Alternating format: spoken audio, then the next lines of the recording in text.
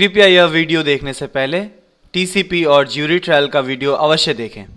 नमस्कार मित्रों, आज एक शब्द बहुत प्रचलित है, करप्शन यानी कि भ्रष्टाचार। भ्रष्टाचार का नाम सुनते ही हम लोगों के मन में सबसे पहले बेईमान और भ्रष्ट मंत्री, जज और सरकारी अधिकारियों की छवि आ जाती है। यहाँ तक कि आज हर बच्चा भी जानता है कि नेता कैसे होते हैं। गरीबी, महंगाई, कमजोर होती सेना, बंद होती स्वदेशी कंपनियां, कमजोर होती शिक्षा व्यवस्था जैसे अन्य गंभीर समस्याओं का कारण है केवल भ्रष्टाचार।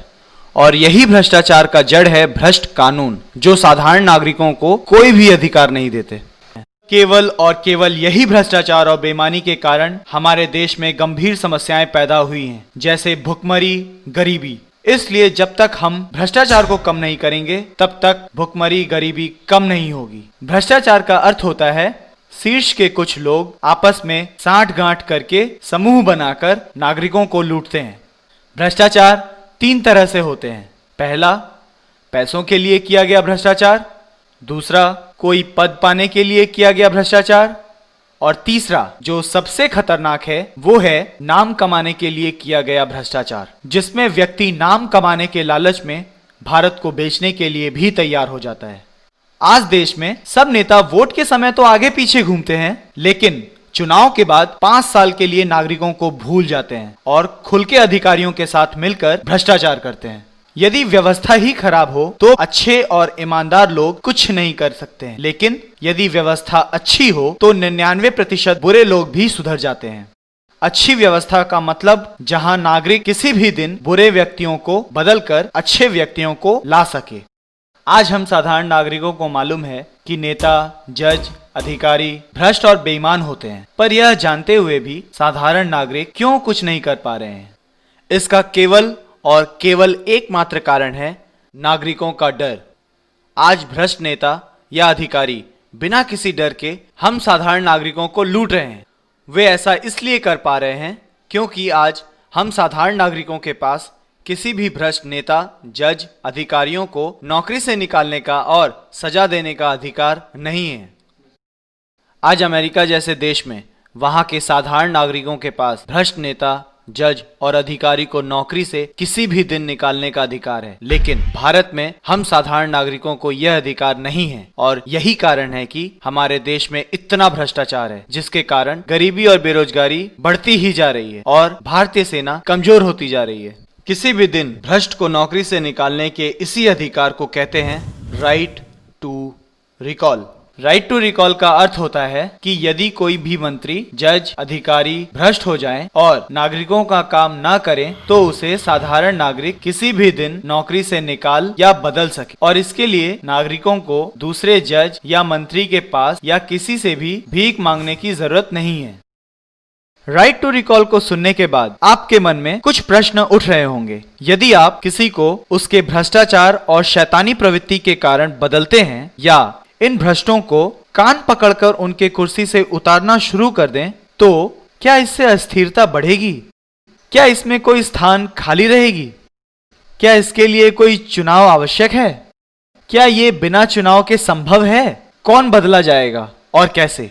इस कानून यानी राइट टू रिकॉल का प्रयोग हम साधारण नागरिक कैसे कर सकते हैं? इन सभी प्रश्नों का उत्तर हम आगे देखेंगे। राइट टू रिकॉल सारे जन सेवक जैसे जज, प्रधानमंत्री, राष्ट्रपति से लेकर सांसद, विधायक, लोकपाल, मुख्यमंत्री और सरकारी अधिकारियों पर लागू होता है। आइए राइट टू रिकॉल को एक आसान उदाहरण से समझते हैं। मान लीजिए आपके घर का नौकर आपकी बात ना सुने और आपके ही घर में चोरी करे, तो आप क्या करेंगे? निश्चित रूप से आप कान पकड़कर उसे घर से निकाल देंगे और नया नौकर निकाले जाने के डर से आपका काम करेगा, क्योंकि उसे मालूम है अगर उसने सही से काम नहीं किया तो वो भी पहले वाले नौकर की तरह निकाल दिया जाएगा। अब आइए राइट टू रिकॉल क्यों जरूरी है उसका एक उदाहरण देखते हैं। मान लीजिए आपको घर खरीदने के लिए 2 शहरों में से एक को चुनना है। एक शहर में ये कानून है कि 5 साल के लिए आप अपने नौकर को निकाल नहीं सकते, चाहे नौकर कितना भी बुरा काम करे, और उसे हर महीने वेतन देना होगा। लेकिन दूसरे शहर में ऐसा कोई कानून नहीं है। तो फिर आप कौन से शहर में घर खरीदेंगे? स्पष्ट है कि आप दूसरे शहर में ही घर खरीदेंगे जहां ऐसा कोई कानून नहीं है कि आप अपने नौकर को 5 साल के लिए नहीं निकाल सकते हैं। राइट टू रिकॉल कानून का डर एक लटकती तलवार की तरह है कि काम करना है और यदि काम नहीं किया तो नागरिक कभी भी उन्हें उठाकर फेंक सकता है। यहाँ तक कि भारत के धनी वर्ग जैसे उद्योगपति और बहुराष्ट्रीय कंपनियां भी यह नहीं चाहती हैं कि भारत के साधारण नागरिकों के पास यह अधिकार हो, क्योंकि राइट टू रिकॉल कानून से साधारण नागरिक सुखी संपन्न होने लगेंगे और उनका शोषण कम होने लगेगा। हमारी रिकॉल की पद्धति अपीयरेंस बेस्ड अर्थात हाजिरी वाली और पॉजिटिव रिकॉल पर आधारित है। तो कृपया राइट टू रिकॉल की पद्धति को जानने से पहले कृपया आप टीसीपी का वीडियो अवश्य देख लें। प्रधानमंत्री एक ऐसा पद है जिससे भारत का हर एक नागरिक सीधे जुड़ा हुआ है। उसका कोई भी अच्छा या बुरा कार्य नागरिकों पर सीधा असर करती है। उदाहरण है महंगाई। आज हम साधारण नागरिकों के पास प्रधानमंत्री को नौकरी से निकालने का अधिकार नहीं है। इसीलिए भ्रष्ट प्रधानमंत्री, भ्रष्ट जज और भ्रष्ट रिजर्व बैंक के गवर्नर के साथ मिलकर महंगाई बढ़ा रहे हैं, जिससे साधारण नागरिकों को बहुत परेशानी से जीवन बिताना पड़ रहा है। महंगाई का नियंत्रण एकमात्र प्रधानमंत्री ही कर सकते हैं। अर्थात इसी कारण नागरिकों के पास पूरा अधिकार होना चाहिए कि वो प्रधानमंत्री को किसी भी समय बदल सकें। इस प्रकार जो दूसरा प्रधानमंत्री आएगा उसके ऊपर जनता का दबाव होगा और वो महंगाई को नियंत्रित करेगा और भ्रष्टाचार नहीं करेगा। प्रधानमंत्री के अंतर्गत सेना और देश की सुरक्षा भी आती है। इसीलिए भ्रष्ट प्रधानमंत्री के कारण देश की सेना आज बहुत कमजोर हो गई है और हम पर कभी भी चीन या अमेरिका हमला कर सकते हैं और हमको गुलाम बनाकर लूटपाट कर सकते हैं। बहुत लोग कुतर्क करते हैं प्रधानमंत्री को हम सीधे नहीं चुनते, इसलिए हम उसे सीधे नहीं निकाल सकते। पर हमारे संविधान में कहीं ऐसा नहीं लिखा है। संविधान के अनुसार नागरिक इस देश के मालिक हैं। इसीलिए नागरिक किसी भी दिन अपने निकम्मे प्रधानमंत्री या अन्य कोई भी जनता के नौकर को बदल सकते हैं। आइए अब देखते हैं राइट टू रिकॉल ग्रुप द्वारा राइट टू रिकॉल कानून की प्रस्तावित पद्धति। उदाहरण के लिए मान लीजिए यदि भ्रष्ट प्रधानमंत्री का अत्याचार नागरिकों के ऊपर बढ़ गया है और साधारण नागरिक उस भ्रष्ट प्रधानमंत्री को बदलना चाहते हैं तो उसके लिए प्रक्रिया है। पहली प्रक्रिया, registration for the PM candidature by any eligible citizen, अर्थात कोई भी योग्य नागरिक कलेक्टर के दफ्तर जाकर प्रधानमंत्री उम्मीदवार के लिए अपना नाम दर्ज कर सकता है प्रधानमंत्री के वेबसाइट पर। प्रक्रिया number 2, approval for the registered candidates by common citizen, अर्थात भारत का कोई भी नागरिक तलाटी या विलेज ऑफिसर कार्यालय में जाकर मात्र 3 रुपए शुल्क का भुगतान करके प्रधानमंत्री पद के लिए अधिकतम 5 व्यक्तियों पर स्वीकृति दे सकता है। तलाटी उस नागरिक का फोटो और उंगली का छाप लेगा और उसे रसीद देगा जिस पर उसका मतदाता पहचान संख्या और व्यक्तियों के नाम जिसे उसने मंजूरी दी है लिखी होगी। कुछ ही दिनों में सुरक्षित मैसेज सिस्टम लागू किया जा सकता है जिससे ये खर्चा 5 पैसे में हो जाएगा। प्रक्रिया number 3, putting the citizens preferences on the PM website at the patwari, अर्थात पटवारी प्रधानमंत्री के वेबसाइट पर नागरिकों के वोटर कार्ड नंबर सहित उसके द्वारा चुने गए व्यक्तियों के नाम डाल देगा। प्रक्रिया number 4, safeguard clause which can be used by the common citizens, अर्थात इस धारा के कारण ये प्रक्रिया पैसों से, गुंडों से या मीडिया द्वारा खरीदी नहीं जा सकती। साधारण नागरिक किसी भी दिन अपना स्वीकृति रद्द कर सकता है। प्रक्रिया नंबर 5, पब्लिशिंग दी पीएम कैंडिडेट्स अप्रूवल काउंट्स, अर्थात हर महीने की पहली तारीख को सचिव हर उम्मीदवार की स्वीकृति की गिनती प्रकाशित करेगा। प्रक्रिया number 6, method to determine the approval counts of the sitting PM, अर्थात वर्तमान प्रधानमंत्री के स्वीकृति की गिनती इन 2 विकल्पों में से जो अधिक होगी मानी जा सकती। नंबर 1, नागरिकों की संख्या जिन्होंने उसे स्वीकृति दी है। नंबर 2, लोकसभा सांसद जिन्होंने उसे समर्थन दिया है, उन्हें उनके वोटों की कुल जमा राशि। प्रक्रिया number 7, when can A PM candidate become the new PM, अर्थात यदि किसी भी उम्मीदवार को 15 करोड़ वोटर्स की स्वीकृति प्राप्त हो जाती है और यदि वर्तमान प्रधानमंत्री से 1 करोड़ स्वीकृति अधिक मिलती है तो मौजूदा प्रधानमंत्री इस्तीफा दे सकता है या उसे ऐसा करने की जरूरत नहीं है। प्रक्रिया नंबर 8, सिटीजन्स वॉइस 1। यदि कोई नागरिक इस कानून में परिवर्तन लाना चाहे तो वो जिला कलेक्टर के दफ्तर जाकर अपना एफिडेविट जमा करा सकता है और जिला कलेक्टर या उसका क्लर्क एफिडेविट को प्रधानमंत्री की वेबसाइट पर रखेगा प्रति 20 रुपए पन्ना लेकर। प्रक्रिया नंबर 9, सिटीजन्स वॉइस 2। यदि कोई भी नागरिक इस कानून या इसके कोई अंश का विरोध करना चाहे या प्रक्रिया नंबर 8 के अनुसार जमा एफिडेविट पर अपनी हाँ या ना दर्ज करवाना चाहे तो पटवारी के दफ्तर वोटर आईडी कार्ड सहित जाकर और 3 रुपए शुल्क देकर पटवारी से कहकर अपनी हाँ या ना दर्ज करवा सकता है। इसके बदले पटवारी उसे एक रसीद देगा। नागरिक की हाँ या ना प्रधानमंत्री की वेबसाइट पर दिखेगी। यदि आपको यह पद्धति ठीक से समझ में ना आया हो तो कृपया वीडियो के आखिर में जो लिंक्स दिए गए हुए हैं कृपया उस पर आप अपने प्रश्न पूछ सकते हैं। TCP अर्थात पारदर्शी शिकायत पद्धति द्वारा नागरिकों को ये जांची जा सकने वाली जानकारी प्राप्त हो जाएगी कि कौन सा व्यक्ति जनता के लिए अच्छा काम कर रहा है और कौन बुरा काम कर रहा है। इस प्रकार कोई भी नागरिक निर्णय कर सकता है कि उसको किसी व्यक्ति को प्रधानमंत्री पद के लिए समर्थन करना है कि नहीं। टीसीपी प्रक्रिया की अधिक जानकारी के लिए हमारा ये वीडियो देखें और ये लिंक पढ़ें। अमेरिका के रिकॉल सिस्टम में 2 बार चुनाव होता है। पहला चुनाव किसी को निकालने के लिए और उसके बाद किसी नए उम्मीदवार को चुनने के लिए। तो इससे कुछ समय के लिए स्थान खाली रहता है जिससे अस्थिरता की भी संभावना है। लेकिन हमारे प्रस्तावित राइट टू रिकॉल प्रधानमंत्री सिस्टम में कोई वर्तमान प्रधानमंत्री तभी बदला जाएगा जब कोई उससे अच्छे विकल्प को वर्तमान प्रधानमंत्री से 1 करोड़ अधिक नागरिकों के समर्थन मिलेंगे और इस प्रक्रिया में प्रधानमंत्री बदलने के बाद चुनाव करवाने की भी जरूरत नहीं है और इससे देश का करोड़ों रुपए बच जाएगा। जैसा कि हमने अभी बताया कि हमारे रिकॉल की पद्धति अपीयरेंस बेस्ड है अर्थात हाजिरी वाली और उसी तरफ अमेरिका में हस्ताक्षर वाली राइट टू रिकॉल की प्रक्रिया है। यानी अमेरिका में नागरिकों की हस्ताक्षर द्वारा बहुमत जांचा जाता है पर हस्ताक्षर वाली पद्धति हमारे देश में संभव नहीं है क्योंकि हमारी जो महान सरकार है वो आजादी के 66 वर्षों के बाद भी नागरिकों के हस्ताक्षर के रिकॉर्ड्स तक नहीं बना पाई है। इसलिए हस्ताक्षर वाली पद्धति हमारे देश में काम नहीं करेगी। इसके अलावा हाजिरी वाली राइट टू रिकॉल की प्रक्रिया में खर्च कम होता है हस्ताक्षर वाली प्रक्रिया की तुलना में। हाजिरी वाली राइट टू रिकॉल की प्रक्रिया में धांधली भी नहीं होती है जबकि हस्ताक्षर वाली राइट टू रिकॉल की प्रक्रिया में धांधली होने की बहुत संभावना है।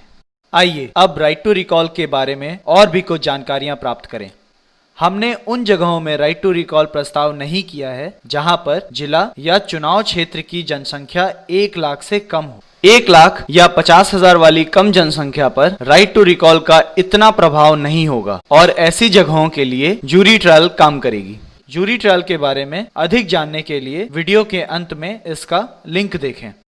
आपके मन में यह प्रश्न आ रहा होगा कि राइट टू रिकॉल की इस प्रक्रिया से क्या कोई एक विशिष्ट जाति या धर्म गलत फायदा उठा सकते हैं? हर व्यक्ति सबसे पहले अपना फायदा और नुकसान देखता है। यदि किसी भी जिले का एमएलए नागरिकों को खुश रखता है अच्छे कार्यों द्वारा तो नागरिक उसे वोट देते समय यह कभी नहीं देखता कि वो कौन से जाति धर्म का है। इसे एक उदाहरण से समझते हैं। मान लीजिए आपको भूख लगा है और आपके पास 2 विकल्प हैं। पहला, एक आपके रिश्तेदार का है लेकिन वो खाना अच्छा नहीं बनाता और दूसरा अच्छा खाना बनाता है लेकिन वो आपका रिश्तेदार नहीं है। तो आप कौन सी जगह को चुनेंगे? स्वाभाविक है आप दूसरा विकल्प चुनेंगे जहां अच्छा खाना मिलता है।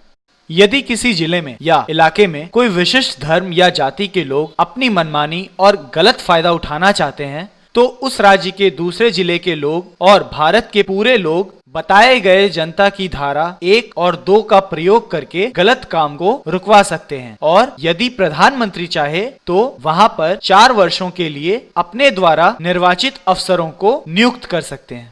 उदाहरण के लिए यदि कश्मीर के लोगों के अलावा यदि बाकी राज्य के लोग ये चाहते हैं कि आर्टिकल 370 रद्द होनी चाहिए तो वो धारा जनता की आवाज 1 और 2 का प्रयोग कर सकते हैं। ठीक इसी तरीके से कोई इलाके या जिले में इसका गलत प्रयोग नहीं कर सकते हैं। ड्राफ्ट का नाम जरूरी नहीं है, ड्राफ्ट में क्या लिखा है वो जरूरी। इसलिए कृपया दूसरे नागरिकों और कार्यकर्ताओं को संक्षिप्त में देश के लिए अच्छे और बुरे प्रक्रियाओं के बारे में बताएं। राजस्थान, बिहार, मध्य प्रदेश, छत्तीसगढ़ जैसे राज्यों में राइट टू रिकॉल कानून को बदनाम करने के लिए दोषपूर्ण और बेकार कानून लाया गया है, जिससे लोगों का इस कानून के ऊपर से विश्वास उठ जाए। इन राज्यों ने केवल छोटे पद जैसे मेयर, पंचायत पर रिकॉल लागू किया है और नागरिकों को कोई अधिकार नहीं दिया है कि वो उन्हें सीधे बदल सके, और जज चाहे तो उन्हें रिकॉल होने के बाद भी वापस उसी पद पर बैठा सकते हैं। राजस्थान में नकली राइट टू रिकॉल मेयर का उदाहरण लीजिए। वो प्रक्रिया कहती है कि वापस बुलाने या रिकॉल करने की प्रक्रिया शुरू करने के लिए 2/3 काउंसिलर को सफलतापूर्वक याचिका दर्ज करवानी होगी। उसके बाद रिकॉल चुनाव होगा, जिसमें वोटर्स मेयर या चेयरमैन को निकालने के लिए हाँ या ना दर्ज करेंगे, और यदि 50% से ज्यादा वोटर्स हाँ दर्ज किया तो मेयर निकाला जाएगा। लेकिन काउंसिलर और मेयर यदि आपस में साठगांठ बना लें तो नागरिक फिर भ्रष्ट मेयर को नहीं निकाल पाएंगे। और इससे भी बुरा यह होगा कि यदि कोई मेयर अच्छा भी है और यदि वो काउंसिलर को रिश्वत लेने से रोकता है तो काउंसिलर मेयर के विरुद्ध जाकर रिकॉल चुनाव की मांग कर सकते हैं। नागरिकों को ऐसा कोई रिकॉल चुनाव नहीं चाहिए, तो भी इस नकली रिकॉल प्रक्रिया में साधारण नागरिकों को कोई अधिकार नहीं दिया गया है। असली राइट टू रिकॉल में नागरिक और केवल नागरिक वापस बुलाने या बदलने की प्रक्रिया शुरू कर सकते हैं। बहुत से भारतीय लोग जो बहुराष्ट्रीय कंपनियों के एजेंट की तरह काम करते हैं, वे ऐसा दुष्प्रचार फैला रहे हैं कि यदि राइट टू रिकॉल आएगा तो भारत देश में प्रलय आ जाएगा। लेकिन जब उनसे पूछा जाता है कि कृपया बताएं कि हमारे बताए गए कौन सी पद्धति में कौन सी धारा से प्रलय आ जाएगा, तो फिर उनका कोई बयान नहीं आता। और कुछ लीडर्स जनता की मांग के दबाव में आकर राइट टू रिकॉल का नकली मांग करते हैं। नकली मांग इसलिए क्योंकि ये लीडर्स राइट टू रिकॉल का कोई ड्राफ्ट या विस्तृत प्रक्रिया नहीं देते हैं, बस 1 या 2 लाइंस में ऐसी बात करते हैं राइट टू रिकॉल का, जिससे लागू करने से देश का कुछ भला होना तो दूर, उल्टा नुकसान ही हो जाएगा। कोई भी कानून लाने के लिए ड्राफ्ट बहुत आवश्यक है। यदि कोई भी लीडर्स यदि कोई कानून की मांग बिना किसी ड्राफ्ट के दिए कर रहा है तो ये साफ है कि वो केवल कार्यकर्ताओं का समय बर्बाद कर रहा है। तो यह हर कार्यकर्ताओं से विनती है कि आप अपने प्रिय लीडर से ड्राफ्ट की मांग कीजिए। अगर वो नहीं देता हो तो आप समझ सकते हैं तो समझदार को इशारा ही काफी है। और ये लीडर्स जानबूझकर राइट टू रिकॉल को कम महत्व का बताकर राइट टू रिजेक्ट, यानी जो 5 साल में एक बार प्रयोग किया जा सकता है, जैसी बेकार प्रक्रिया पर जोर देकर कार्यकर्ताओं का समय बर्बाद करते हैं। उदाहरण के लिए, जैसे जो XYZ पार्टी से नफरत करता है, उनके लिए कोई चारा नहीं है कि वो ABC पार्टी के लिए वोट डाले ताकि XYZ ना जीत पाए, और ऐसे ही ABC के नफरत करने वाले लोग XYZ को वोट देंगे राइट टू रिजेक्ट बटन होने के बावजूद। इसलिए राइट टू रिजेक्ट बटन होने पर भी देश में कोई सकारात्मक बदलाव नहीं होगा, क्योंकि बटन दबाने का मौका तो 5 साल में सिर्फ एक ही बार मिलेगा। प्रसिद्ध कुबुद्धिजीवी और भ्रष्ट मीडिया गलत बात का प्रचार करते हैं कि देश की हालत बुरी इसीलिए है क्योंकि देश में हर नागरिक वोट नहीं देता, या जो देश में बदलाव लाना चाहते हैं वो चुनाव लड़ें और पार्लियामेंट में जाकर कानून बदलें, और इस तरह के कई बिना सर पैर की बातें करते रहते हैं। सर्वप्रथम, इस बात की कोई गारंटी नहीं है कि आपका प्रिय उम्मीदवार या पार्टी चुने जाने के बाद भी आपकी बात सुने, और पार्लियामेंट में जाने के बाद आपकी बात ना सुने तो आप उसका कुछ नहीं बिगाड़ पाइएगा। और पिछले 64 वर्षों से यही होता आ रहा है। उदाहरण के लिए 1977 में जनता पार्टी के उम्मीदवारों ने नागरिकों को वादा किया था कि चुनाव जीतने के बाद वे राइट टू रिकॉल कानून लाएंगे, लेकिन जैसे ही वो जीतकर MPs बनकर पार्लियामेंट में गए तो उन्होंने नागरिकों को ठेंगा दिखा दिया। पार्लियामेंट सिस्टम है ही ऐसा कि इसके द्वारा जनहित के कानून पास ही नहीं हो सकते। आइए समझते हैं कैसे। पहला, यदि नागरिक सोचते हैं कि केवल अकेला एक प्रधानमंत्री से देश ठीक हो जाएगा तो वो किसी जन्म में भी नहीं होने वाला। प्रधानमंत्री चाहे कितना भी देशभक्त और ईमानदार क्यों ना हो, वह अकेला अच्छे कानून नहीं बना सकता। और वो अकेला ईमानदार रहे और बाकी एमपीज बिक गए तो अच्छे कानून नहीं बन पाएंगे। उल्टा सारे बेईमान एमपीज अगर एक हो गए तो मोशन के द्वारा वो ईमानदार प्रधानमंत्री को बदल भी सकते हैं। दूसरा, यदि लोकसभा में कोई जनहित का कानून बहुमत पार्टी द्वारा पास हो भी जाता है तो उस कानून को देश में लागू करवाने के लिए राज्यसभा में भी बहुमत चाहिए।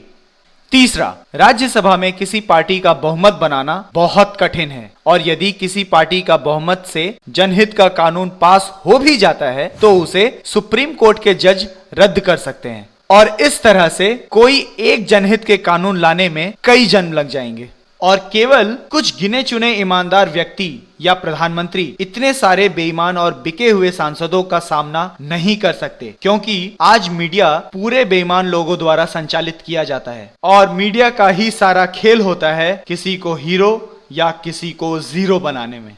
देश में लोग यदि 50% वोट देते हो या 100%, इससे कोई फर्क नहीं पड़ता। यदि नागरिकों के पास किसी भी दिन बेईमान और भ्रष्ट सांसद या प्रधानमंत्री को नौकरी से निकालने का अधिकार होगा तो कोई भी बेईमान व्यक्ति ईमानदार हो जाएगा, तो इससे कम या ज्यादा वोट होने का दूर दूर तक कोई संबंध नहीं है। अब आपके मन में यह प्रश्न आ रहा होगा कि हम साधारण नागरिक भारत में राइट टू रिकॉल कैसे ला सकते हैं। आज हमारे देश का प्रशासन सुधारने के लिए हमें 100 या 100 से अधिक अलग अलग कानूनों या बदलावों की जरूरत है, लेकिन बजाय के हम इसके लिए 100 अलग अलग आंदोलन करें, हमको एक ही कार्यकर्ता संचालित ड्राफ्ट के नेतृत्व में 1977 के इमरजेंसी विरोध जन आंदोलन जैसा एक आंदोलन करना चाहिए टीसीपी के लिए और प्रधानमंत्री को मजबूर कर देना चाहिए कि वे टीसीपी को भारतीय राजपत्र में डालें। एक बार ये 3 लाइन का सरकारी आदेश आ जाता है तो फिर अगले दिन कोई व्यक्ति कलेक्टर के दफ्तर जाकर प्रधानमंत्री की वेबसाइट पर jury system, right to recall प्रधानमंत्री और राइट टू रिकॉल जज आदि जनहित के कानून ड्राफ्ट एफिडेविट में अर्जी के रूप में डाल सकते हैं और जब करोड़ों लोग अपने पास के पटवारी के दफ्तर जाकर उस मांग का समर्थन करेंगे तो इतना दबाव बन जाएगा तो प्रधानमंत्री उस पर हस्ताक्षर करने और उसको भारतीय राजपत्र में डालने के लिए मजबूर हो जाएंगे। जंगल में मोर नाचा किसने देखा, इससे अभिप्राय है कि बस यह कह देना कि मैं इस प्रक्रिया ड्राफ्ट का समर्थन करता हूं तो इससे बात आगे नहीं बढ़ेगी। हमारे संविधान के अनुसार हमारा कर्तव्य है कि हम अपने जनप्रतिनिधि जैसे एमपी, एमएलए को ईमेल और एसएमएस करके आदेश दें कि टीसीपी ड्राफ्ट को भारतीय राजपत्र में जल्दी से जल्दी छपवाएं और कृपया अपने भेजे गए ईमेल्स और एसएमएस को फेसबुक नोट या ट्विटर पर पोस्ट कीजिए ताकि और भी नागरिक कार्यकर्ता आपसे प्रेरित होकर वे भी अपने नेता को आदेश करें। जब तक समर्थन पब्लिक को दिखेगी नहीं तब तक आंदोलन सफल नहीं हो सकता। यदि आपने समर्थन या बढ़ावा किया है और उसका प्रमाण नहीं दिया तो इसे कोई दबाव नहीं बनेगा। तो कृपया अपने समर्थन को नागरिकों को प्रमाण सहित दिखाइए और ऐसी जगहों पर उसे डालें जहां अधिक से अधिक लोग उसे आसानी से देख सकें, तभी जाकर आंदोलन सफल होगा।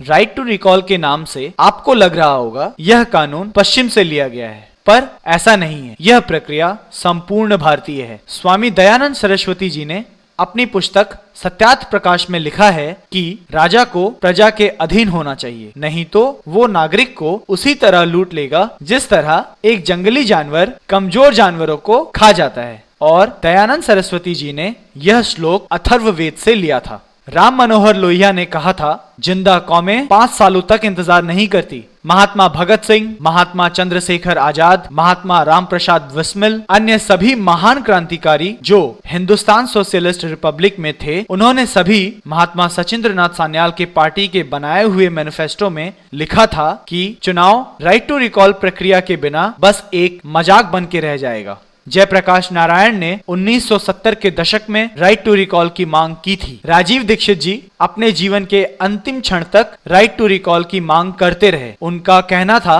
राइट टू रिकॉल प्रधानमंत्री से लेकर चपरासी तक होना चाहिए। इन सभी महान व्यक्तियों ने भारत देश के व्यवस्थाओं को गंभीरता से देखते हुए राइट टू रिकॉल पर इतना जोर दिया था। इन महान व्यक्तियों का जो ये महान विचार पूरा नहीं हो पाया, इस विचार को पूरा करने का काम अब हमारे ऊपर है।